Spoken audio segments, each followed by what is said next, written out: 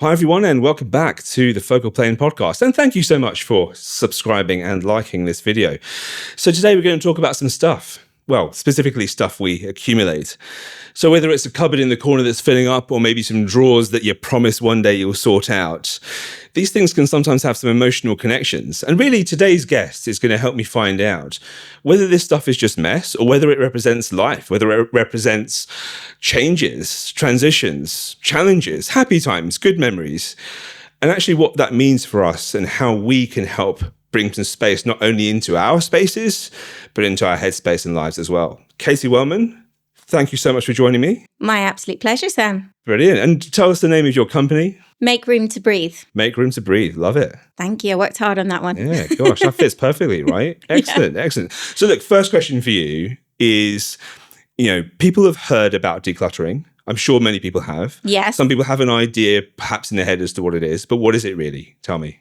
So for me, decluttering is making space in your life to make your life easier. So physically and mentally, like you said, making day-to-day tasks easier and removing the obstacles that are in your way. It can be literally if you're forever tripping over your own shoes or your kid's school bag or whatever, we can find better places for things. But also just why is that task particularly hard, you know? Okay, interesting. So tell us a little bit about how you got into this. Why did you start your company?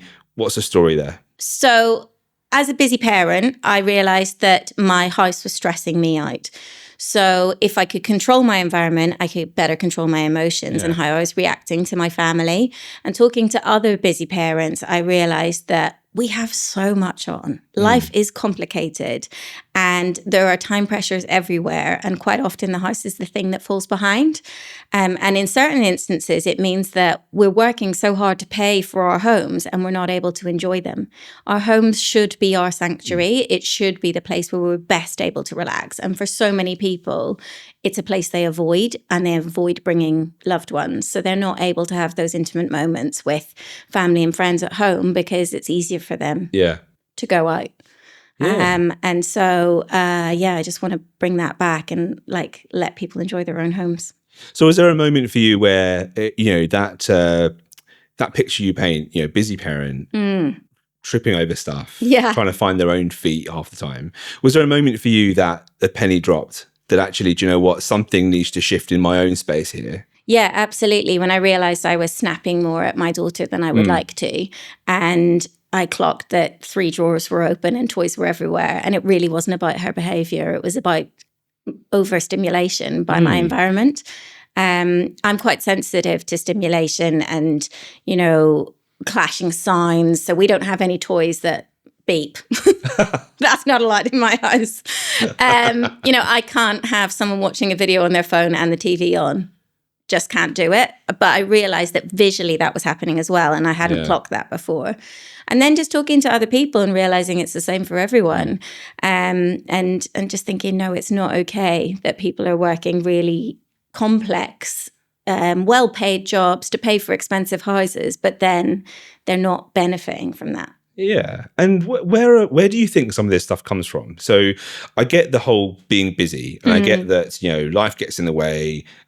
Your focus shifts around where you're trying to get to. And there'll be some people who have some challenges themselves around, be it neurodiversity or just how they organize their own sense of self and their thoughts around that. But what do you think, or what have you seen as being the main driver for people who may end up in that situation where they might need someone like yourself?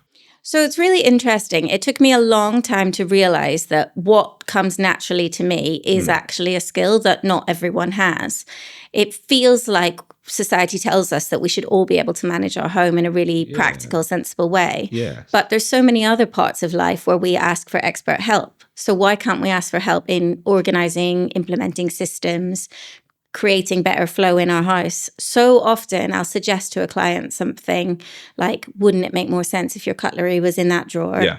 And it's like a light bulb moment, like, why have I never thought about that? And then they start to beat themselves up a bit, like, God, I'm so stupid.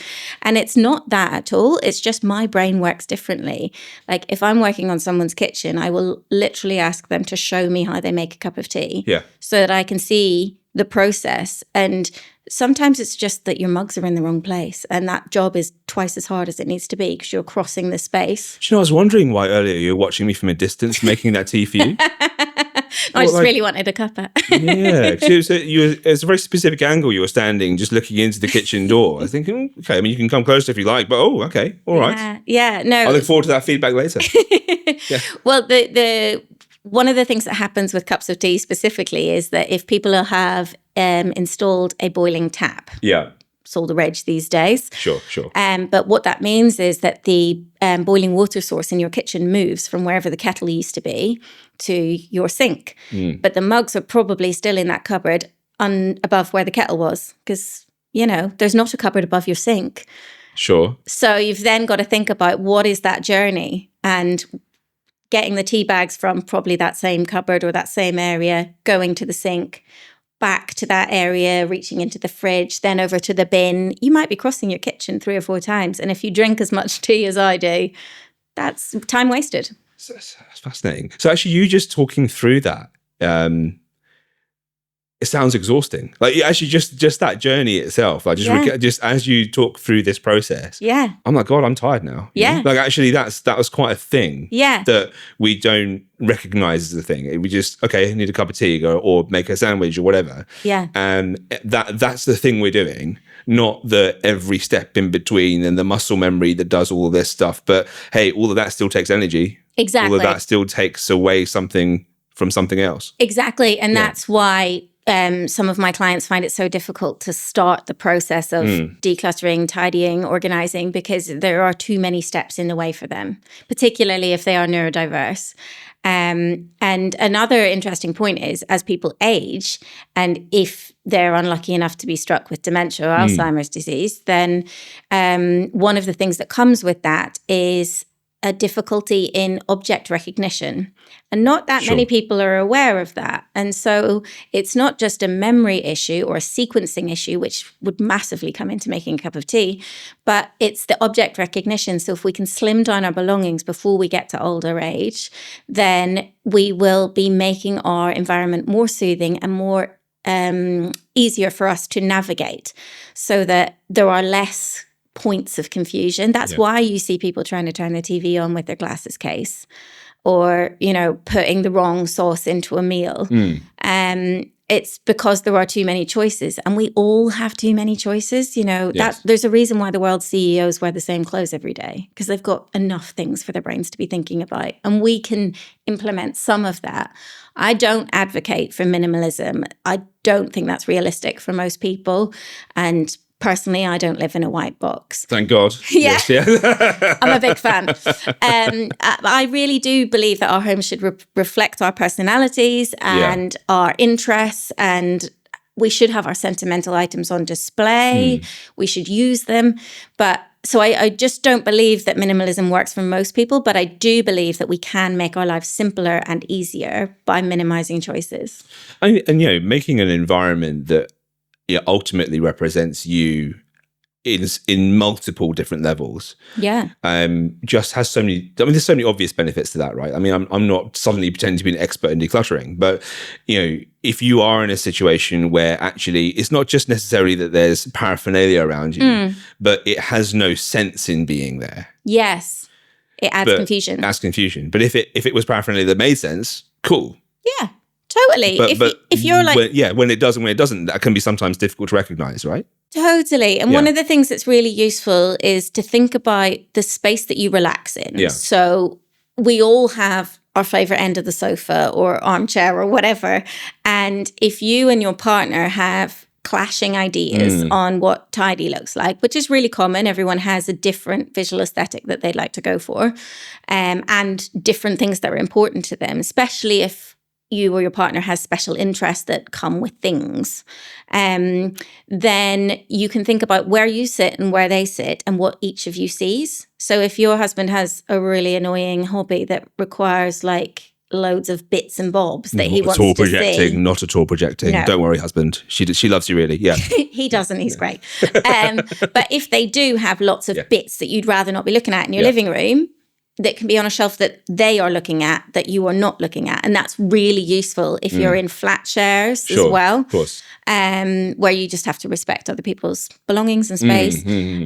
So that can be really helpful. But when you sit down in that relaxation space that you've done your day, it gets to the evening, think about what you're seeing, because we all do this thing that we subconsciously don't even realize we're doing, where we scan a room. Yeah. And that's a safety behavior. We're checking that our environment is safe. Yes. But it's not like we're actively looking around the room, but our eyes are doing that and we're taking in our environment.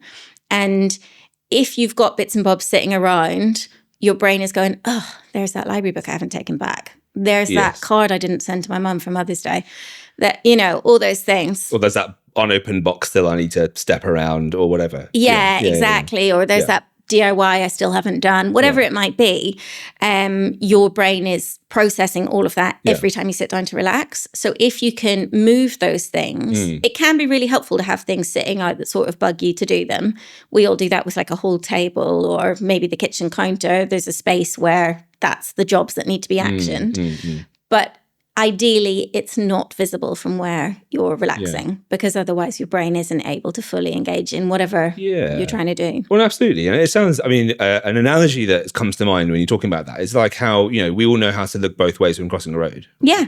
And heaven forbid that we don't, but we do. Like we will do that religiously, apart from the one time you forget, and then you won't forget for a while after that, right? Yeah. But if you're doing that, if you're trying to then, formulate your thoughts, try and do something else, have a conversation with the person next to you, you can't fully engage with that while you are doing that quick check of the road left and right, even as subconscious as you might think it is. Totally. And if you pay attention to that, your voice slows down a bit when you're talking to someone when you're doing that. It's the same, So it's just imagine that happening to somebody day in, day out in their environment, whether they live alone, whether they live with other people, whether they work from home or come home to relax.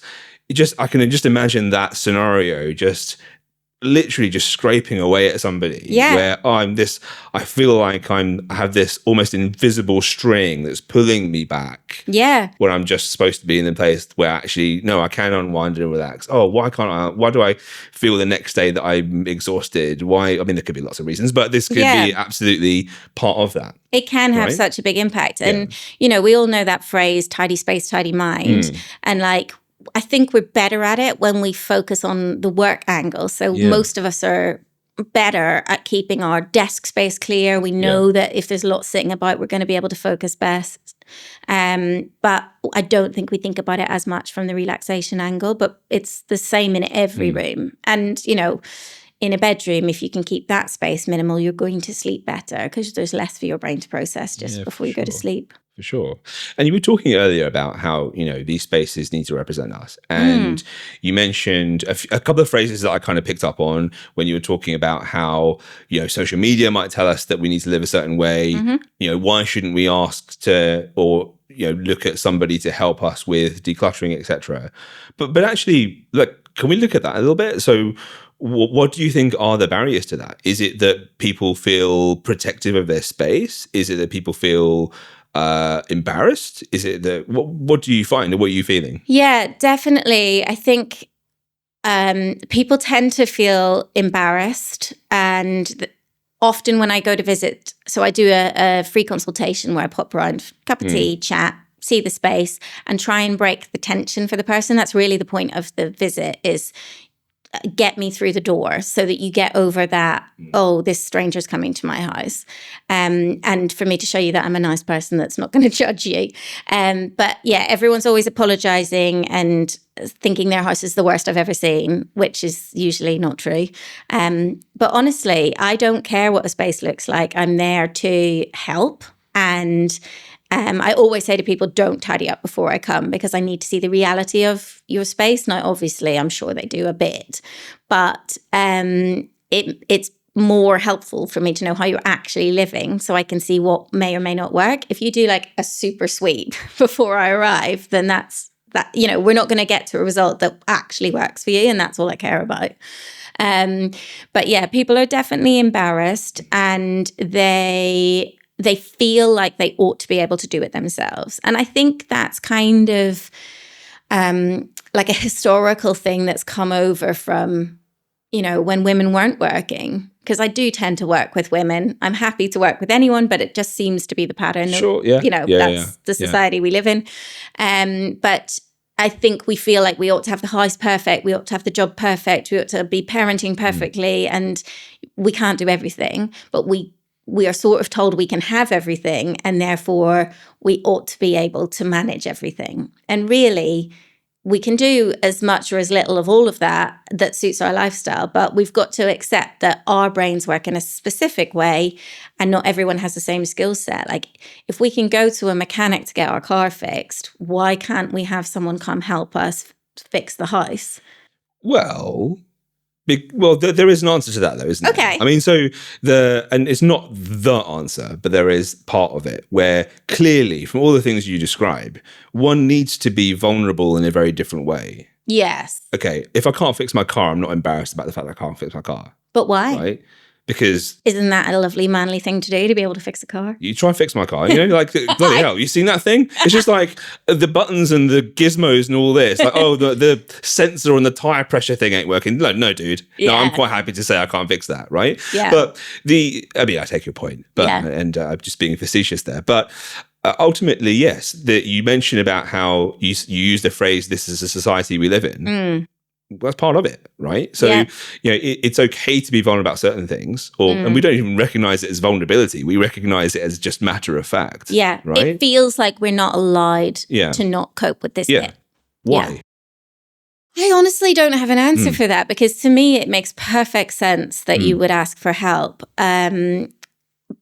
Yeah, it is interesting, though, because it took me a long time to realize it was a skill that I could help people with, because I just took for granted that everyone could do it. And so many people can. So many people's brains do work the same way that mine does and is able to implement systems that work for them. And that's great. They don't need my help. But there are also so many people that do. And that's absolutely what I'm here for. Yeah, I mean, and people have to always present themselves in certain ways. I mean, it's, and when I say have to, I mean, it's simple things like, look, this very podcast, right? People can't see the 4 cameras that are there. They can see us, but they can't see all that cable mess. They can't see, I mean, actually, one of the angles probably does show some of it, but what they didn't see is, you know, an hour before you arrived, all the absolute shambolic stuff that was piled up where I'm trying to now make this into a thing. I don't, like, had you arrived an hour early, I would have said, oh, Katie, can you just walk around the block a couple of times, right? And it's not because you'd be in the way, it's because I just don't really want you to see that. And that's, and again, everyone is trying to paint a certain picture of themselves necessarily. Right. But to be vulnerable about that takes, I think, another step.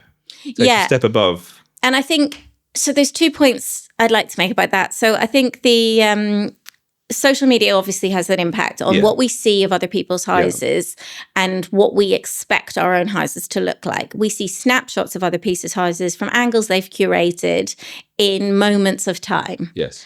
But the same is true in real life. When you go to visit a friend's house, they've tidied before you've arrived, probably. Also, depends how friendly they are, but but also, you've probably never opened every cupboard in their house. You know, like, people will come into my living space and think it's immaculate because I've curated what's in there and I've implemented systems that work for our family. But open a couple of the cupboards, nobody's perfect. Nobody has all the time, and nobody is on top of every area all the time. And I think it's really important to showcase that and be honest about that. And I think we all know that we have that drawer or cupboard that we don't want our friends to look in. So why do we assume that other people don't have it? They do. Everyone does. Yeah, why do we? That's a good question. And like you said, I do think it's a merit to the point that you make around increasingly there is a certain drive to look a certain way, to be a certain way, to at least espouse certain messages that I've got it all together. Yeah. I'm on top of this. Yeah. And the second that somebody is vulnerable about it, it can be very polarizing. Either people look at it and go, wow, yeah, that's a really good thing about being vulnerable, etc. Or you can come under a lot of scrutiny for it. Yeah. And that's, hey, we all know that's out there. So that is quite a big thing. That's quite a big undertaking for someone to kind of open themselves out that way. Yeah. But I guess the point that we're making here is that is is something that is so unnecessary. Because ultimately, do you know what? Even if you have that mindset of, do you know, there's certain elements of how I, want to show myself to the world that are sacred to me. Yeah. Okay, like let's help you do that. Yeah, totally. Yeah, let's help you achieve that, not just within the space, but outside of it, because the space is working for you. Yeah, exactly. And it's interesting as well that there is a nervousness about having a stranger come in, and I totally appreciate that people would think that I have opinions on how they're living and what their space looks like. I honestly don't. And even when I go around to my friends' houses, they're like, sorry, it's a mess. I'm like, dude, I'm not on the clock. Like, I don't care. It's fine. But a lot of people have tried to do it themselves, tried to declutter and organize their homes and felt like they failed. And that hurts to admit failure or perceived failure. Yes. And also a lot of people have had friends or well-meaning friends or family try and help them who are not experts in terms of dealing with a client's emotions and being delicate with what's important to them or knowing where things need to go, and often can cause more harm than good, because the problem with a friend or family helping is that their emotions are connected to your things. Yes. Particularly if it's like a mother or a sister or even a best friend, like the type of person that would offer to help is very involved in your life. So you might think, I actually don't need that thing anymore, but they might think you do, and then you're in a battle.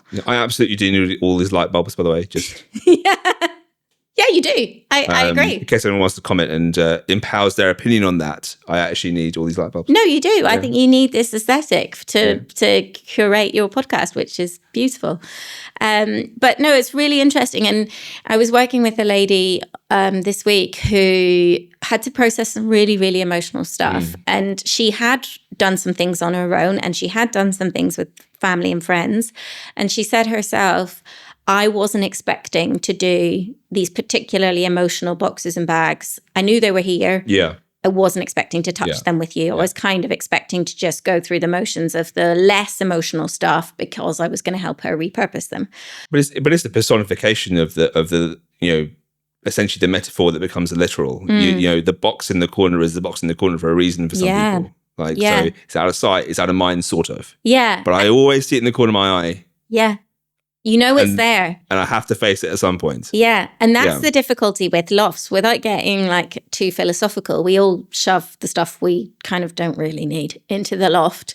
We're not quite sure what to do with it. We'll just shove it in the loft. Yeah. And it's literally hanging over your head when you think about it, and that you know that it's there. Whether you're conscious of it as you go to sleep or not, you are. And so there is some sort of impact on where we're storing our stuff without going too much into all of that. But yeah, it is really interesting because she said, I don't know that I would have been able, like before the session, she said, I don't think I would have been able to go through these items with you. And it was about halfway through where she led us to that place and we started going through those things. And I knew that they were extremely charged for her. And I took my time. I said as little as possible. Sometimes it's as simple as being the person that puts the thing in the bin bag that isn't the person, being the in-between. Because I know that thing needs to go in the bin, but it's incredibly hard for me to do that. That's okay. I can be that person. I can take that thing to a charity shop because you physically handing it over, too hard. I mean, what goes through your mind when you're doing those sorts of things? What goes, linking it to that example, perhaps, like what was going through your head in that just situation? Compassion,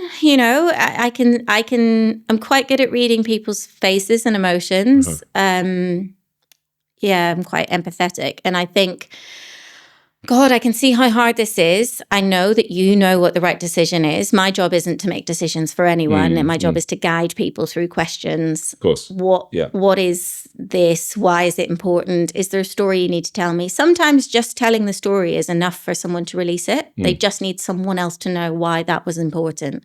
And then we follow on with, what is it important now? Is there a way that you could use it? Would you like it on display?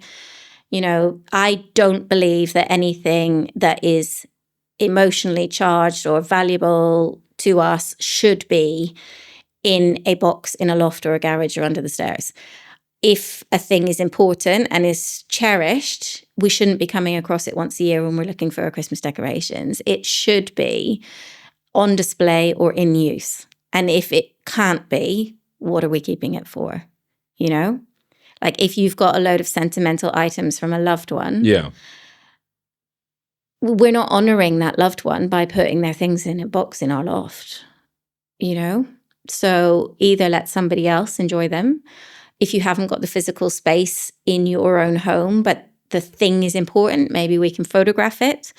Or maybe there are specific items that can be, you know, implemented into your life. My teapot belongs to my granny. She got it as a wedding present and I use it every single day, multiple times a day. But that's something that really fascinates me, right? Because I don't really know the answer to this myself. You know, taking the example that you gave, you know, keeping items from a loved one hidden away, shall we say? Why do you think that happens? I mean, I don't think it's as simple as I can't face it, don't want to face it. It reminds me of, you know, an event or a particularly traumatic time or whatever. It could be, I guess, but it feels to me more complex than that. Yeah, so it really depends on the circumstances. Quite often when someone passes away, their house has to be cleared quite quickly. And it does mean that it is just too difficult in that moment. So things get boxed and shoved wherever. Yeah. But it is important that they're revisited. As and when a person feels ready, and there's no time frame for that. You can't put a date that says in 6 months' time you must look through that box. That's unrealistic. It's different for everyone, but it is interesting the things that people keep, and then when they do review them, they're like, "Why have I got this?" So sometimes it's a little nudge that's like, and often there's a reason why people end up going through things like the moving house, or they need that space for something else, or whatever. But yeah, there are so many complexities to it, and every person treats those things differently. They do say that you shouldn't make big decisions whilst grieving, and sometimes people get rid of everything all at once. People don't recognize when they're grieving sometimes. That's the issue. I mean, I can't, there's no formula to that. No, you know? there isn't. Yeah. And I think everybody grieves differently. So it's really hard to compare. You shouldn't compare, but people do. Like, oh, they were able to, you know? Absolutely. Yeah. Back to the social media narrative. Well, you know, I'm singing and dancing 6 weeks later. Why aren't you? You know? Yeah, exactly. Exactly. But I do really believe that if we're honoring a person, there are ways to do that aren't shoving everything that they own somewhere and impacting our own life. If we're going to take on stuff from a loved one, a really interesting thought process is, where is that going to go? Simple as, where is that going to go in my house? Because you can be, especially if you're invited round or you're part of the team of people that have to do the work of processing someone's belongings, then it can be like, oh, that's a nice thing. You know, people can be a bit magpie. We all can. Interestingly for me, I'm the only girl of my generation in an Irish family. So I've cleared a lot of loved ones' houses. It tends to fall to me and my mum, and that's fine. We're really good at it. But one family member who was very, very cherished by me, I wasn't able to be there when her house was being cleared, so it was done by other relatives. And my aunt rang me and she said, is there anything in particular you'd like from the house? Yeah. And normally I'm there, so that was different for me. And it was really interesting to do that physically removed, because you're not doing that magpie thing. You're thinking, what is in that house that's important to me? And what I asked for was a jar that my aunt used to keep her baking in, because she was an excellent baker. I remember baking with her, and on Christmas morning she made a particular meringues. She made these little meringues that were for me, basically. Nice. And she kept them in this jar, and I said, if the meringue jar is still around, I'd love it. And then my aunt paired that with my aunt, her mother's apron and handwritten recipe book. Oh, I mean, I love it so much. I needed an apron anyway because I bake a lot with my daughter and it gets messy. So that is the apron I use. It has her name embroidered in it. And, you know, looking back through her writing and finding her meringue recipe and all the other things she baked, like what better way to connect with someone through an interest that I also share. So that was really, really interesting to me, that I don't know if I would have made that same choice had I been in the house. So it's really interesting if you have to go through that yourself, to think before you get to the property and think about what actually is important to me. I mean, that's a great story. I love I love how it sounds like you went on your own little journey of identifying all of that as well. Yeah. Like you know, picking up on that meringue jar, picking up on the fact that actually, do you know what, there was a really cherished set of times that I had with this person. And, you know, perhaps, you know, without reading too much into it, perhaps that's part of your own love language around time spent with people rather than necessarily the object or material things that are around it. But actually having that object or material thing around it keeps that sentiment flowing. Yes. And that's why people like having loved ones' belongings, is it prompts memory. Yeah. And that's brilliant, but it doesn't prompt memory if it's in a box in the loft. So what, I mean, on all of this then, so what are the most surprising things that you've seen in your journey of decluttering for people? Oh, surprising things. One guy had a shotgun. Wasn't expecting that. I mean, did he greet you at the door with it? Or no, it was in his wardrobe. Okay. I asked him to move it. I mean, that belongs in the kitchen, mate. Is that what we said? Exactly. Yeah. No, a gun cabinet.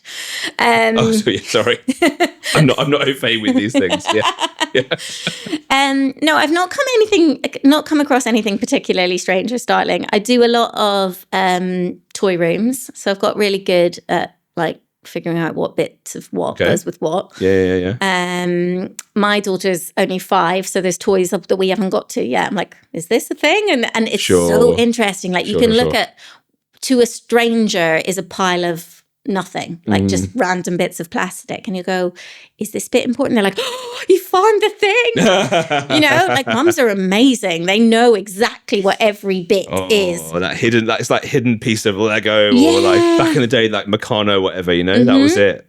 You lost that one little sprocket. Yeah. And what do? We can't fix it. Yeah. And like similarly, I can't know what's important to you. Like I can't know what the valuable things are going to be, which is why my service is one-on-one. Like I work with the client and they are making the decisions. I am supporting the decisions. I am physically curating the space of, you know, there's where your bin bag is, there's where your recycling bag is, and just keeping it flowing and keeping focus. But the decisions are theirs. And because I wouldn't know that is the treasured pebble from that holiday last year, you know, or just something they picked up in the park yesterday. Who knows? So, yeah, it's really, really interesting. Going through a lot of paperwork in an elderly man's office, I came across a wedding ring. Okay. That was just like in amongst this paperwork that was mostly junk. Like we were recycling most of it. But yeah, suddenly there was a gold ring and I was like, gold ring here? And she was like, oh, that's my mother's wedding ring. And this woman was in her 80s. She was like, I have no idea how that's got in there. And so it's lovely to be able to find something so treasured.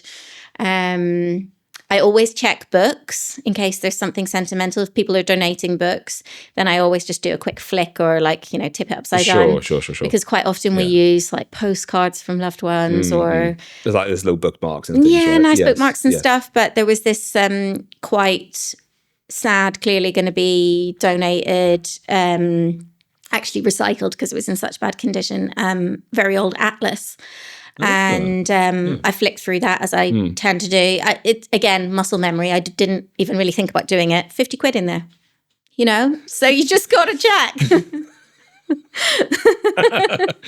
I'm like, I'll pocket that. No, no, she didn't. I didn't. No, but I am really hopeful that someday someone will find something extremely valuable and it will like more than pay for the session. And that will be lovely for them. But yeah, it is lovely people being reunited with things that they forgot they had or have been hunting for forever. And all these kind of, those examples you gave have lots of emotional connections to them. And have there been any emotional connections that, again, in those senses that have taken you aback a bit, or you've not expected, or you've, hey, actually, do you know what? In my life, I see these things as X, Y, and Z, but suddenly there's a completely different slant on it. Have you seen any examples of that? Well, I've seen people come across things they wish they hadn't. Okay. And I know that it's hard for them, and I know that they don't want me to see it. Sure. So I will give them the space to put it wherever they want to put it. Nothing weird, just emotional things.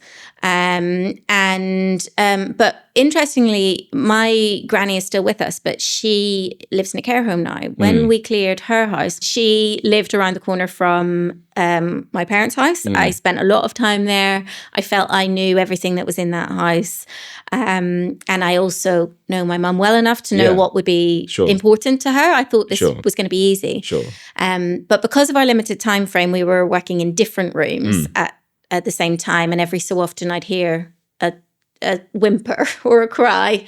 Okay. And I'd be like, whoa, okay, what's happening? And the things that got her really surprised me, even in that context of it being my family, my mother, a house I was very familiar with. Like, for her, it was the wooden spoon.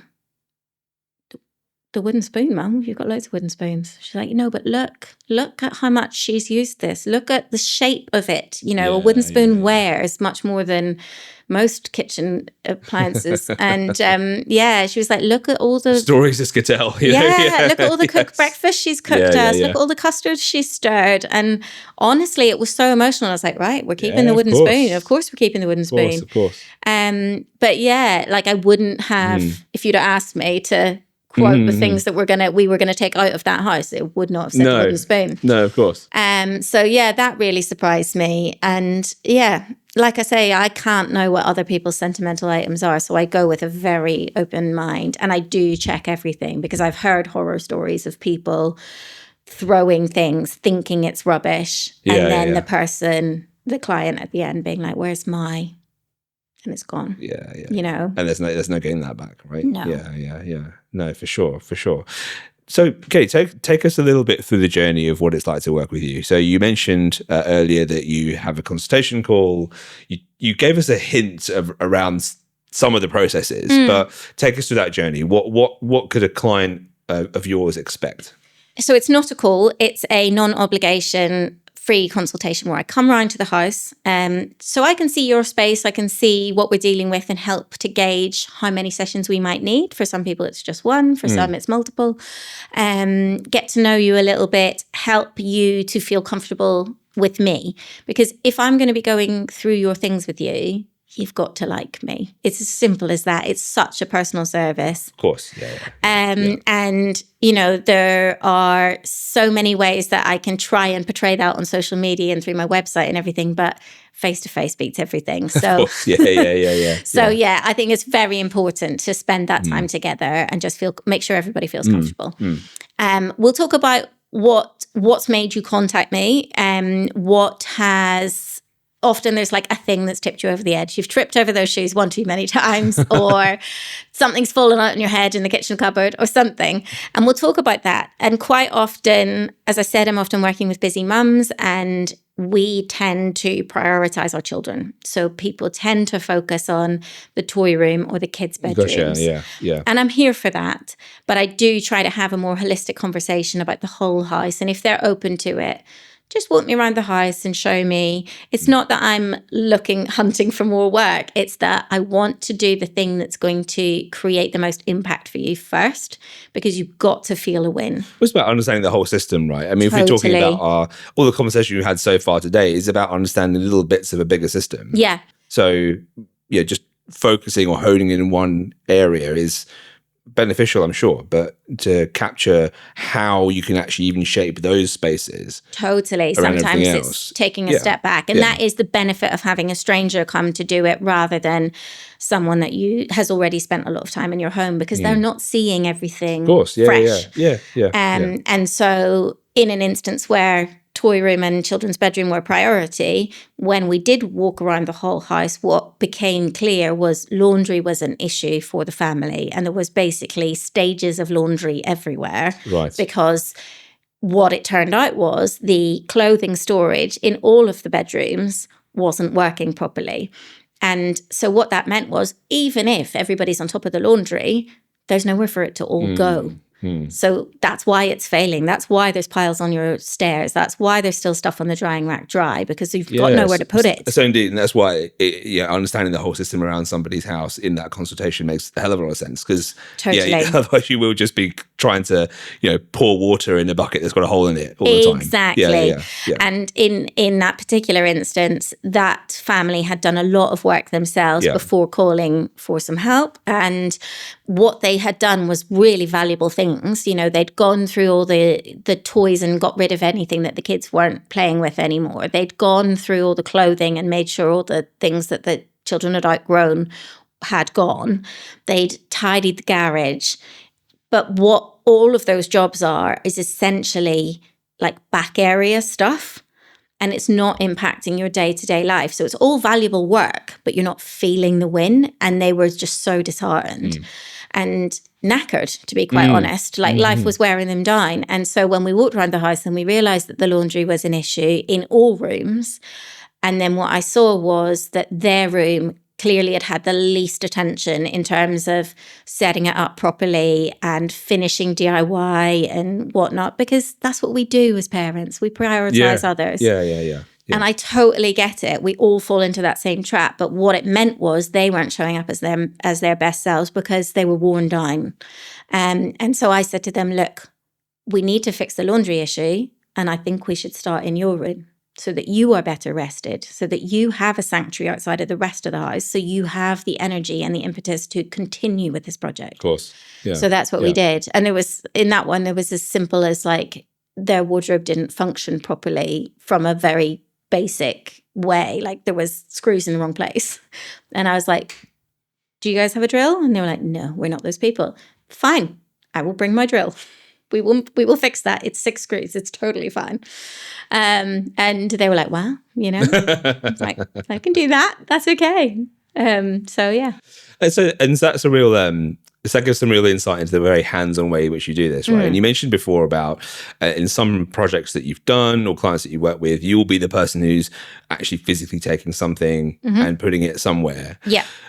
But tell us about the after part. So you've taken us through some examples. You've spoken about how you think about different processes by which to help someone with their space or certain problems.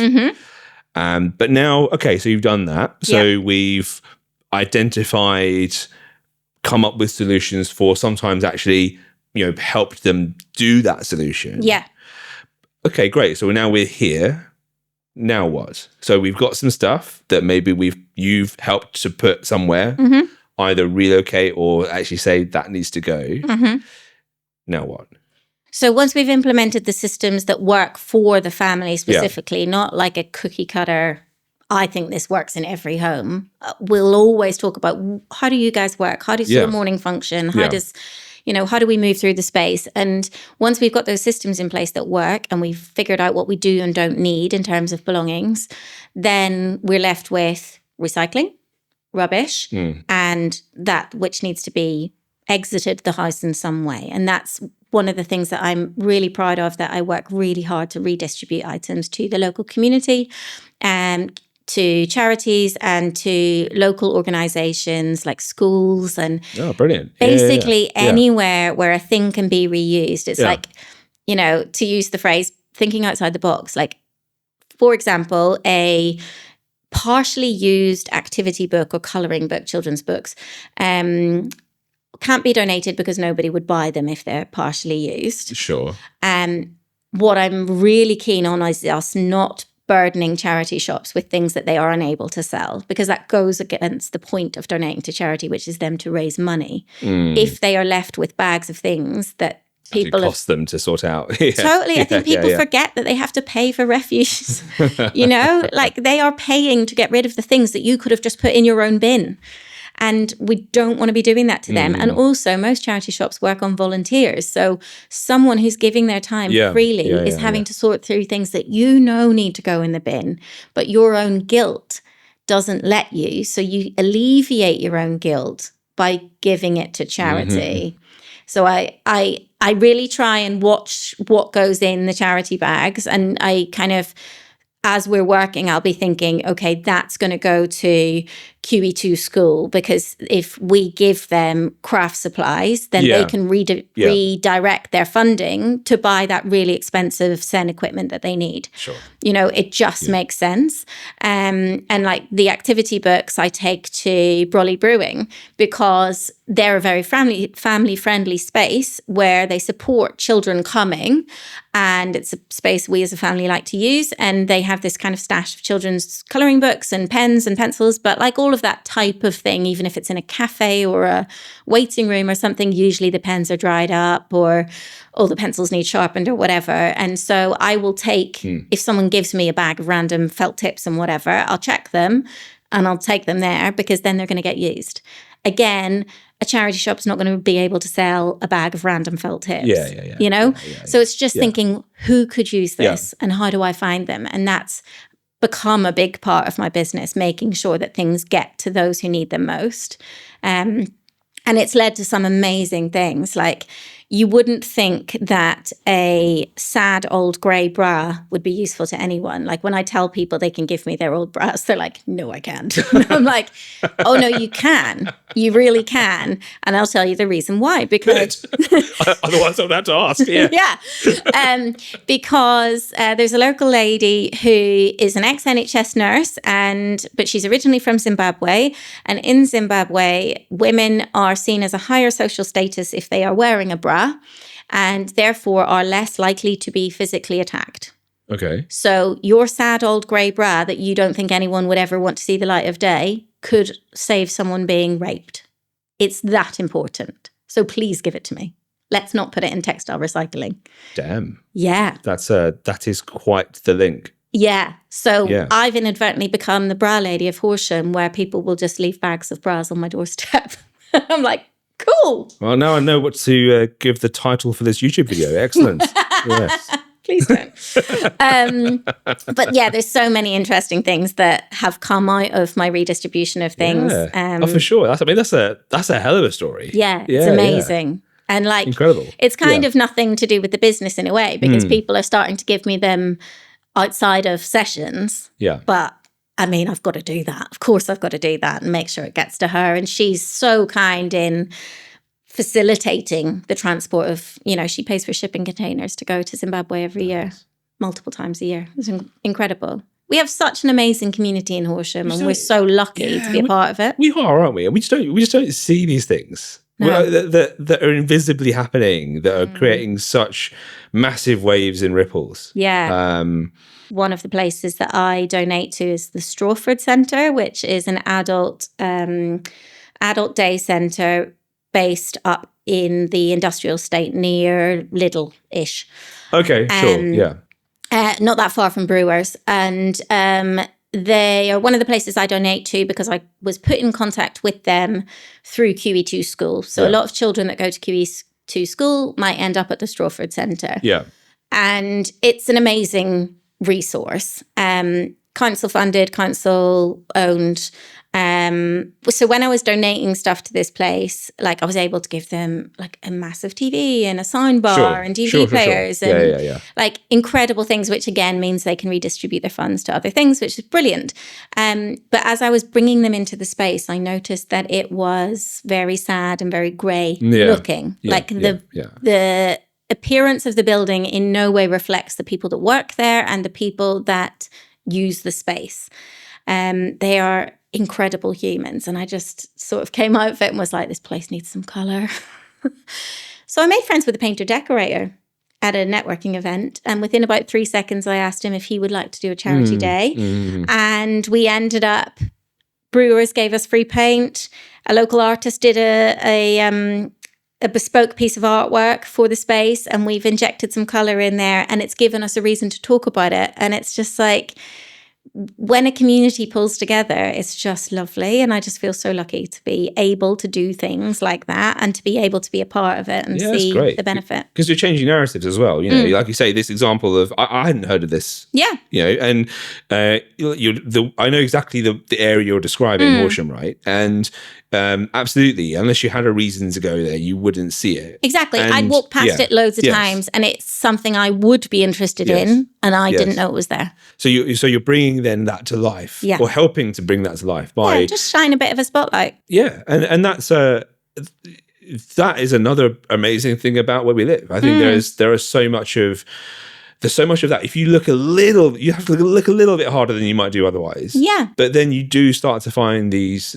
things that can just reveal some beautiful spaces, beautiful communities, beautiful people around us. Incredible humans. And it's wonderful. Really wonderful. Lovely.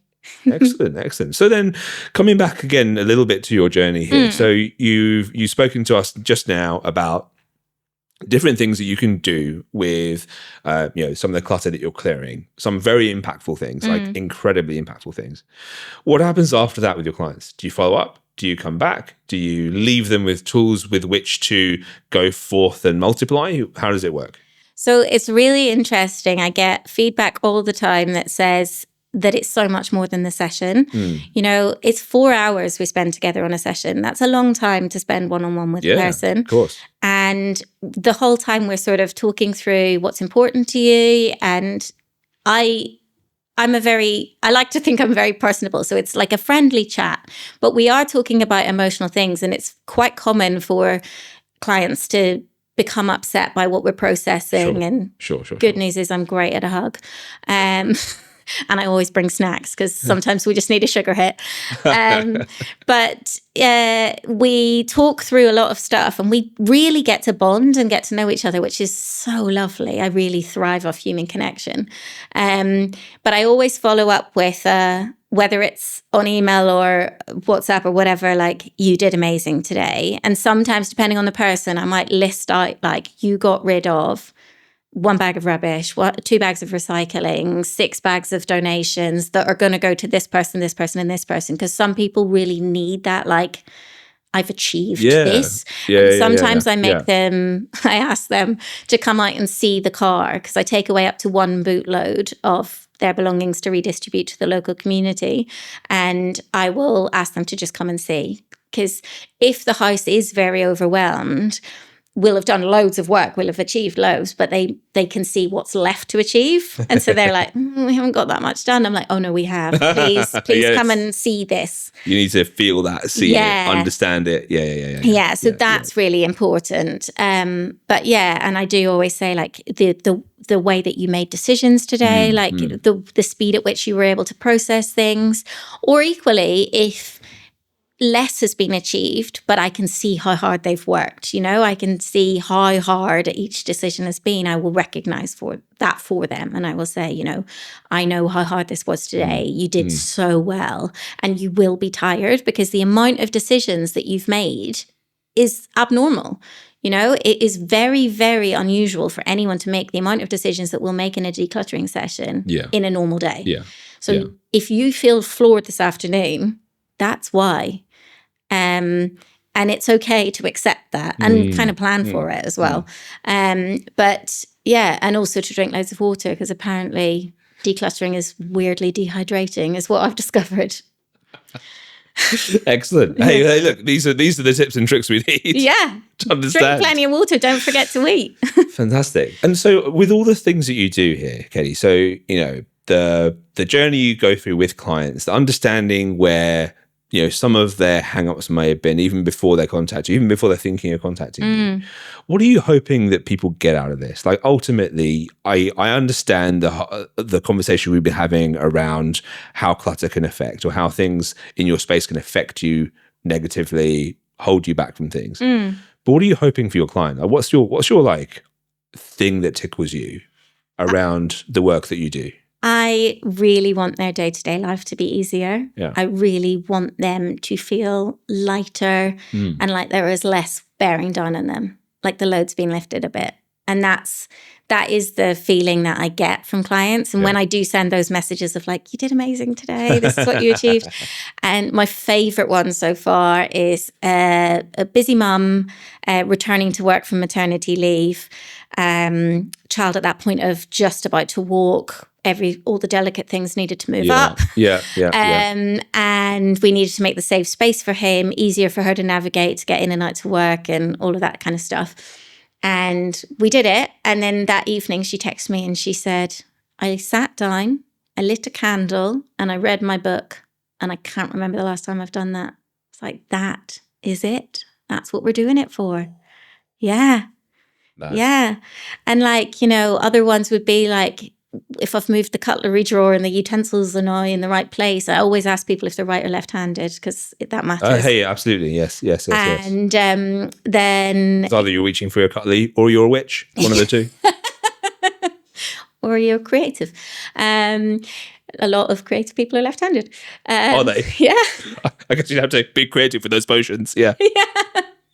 This is taking a weird turn. You've lost me, Sam. I always ask whether they're right or left-handed because that matters for accessibility. If you're standing at your hob, you want to be able to get to your oils and your spices and whatever you need to add whilst you're cooking really easily. So that needs to be up in this cupboard or in this drawer. Sure. And we always kind of talk about the best way to lay out the space for them, for their lifestyle. And then I'll get a text back a day or two later, like, cooking is so much easier. Wow. Like, thanks. I'm like, yeah, that's what we're aiming for. Brilliant. And like, what really winds me up is new kitchens. If people have got new kitchens and they've been designed by someone who's not thought about how they're actually used, like they filled the space with cupboards, but they've not talked about how that person lives and what type of food they need to store and do they need drawers or do they need cupboards and how many drawers and do they have like multiple big appliances that need space and that kind of thing. And someone might have spent, thousands on a new kitchen that doesn't really work for them. And that's really disheartening. I've seen that in real life, yeah. Yeah, me too. Yeah. Like I've seen a kitchen that doesn't have a bin in it. What? In a kitchen that doesn't have a dishwasher in it. Oh no! I mean, I've lived that in a tiny flat in London. It's not fun. Oh, and this was not a tiny flat. And you're like, oh man, like what the hell? But anyway. So if you're planning to install a new kitchen, please let me help you design it first.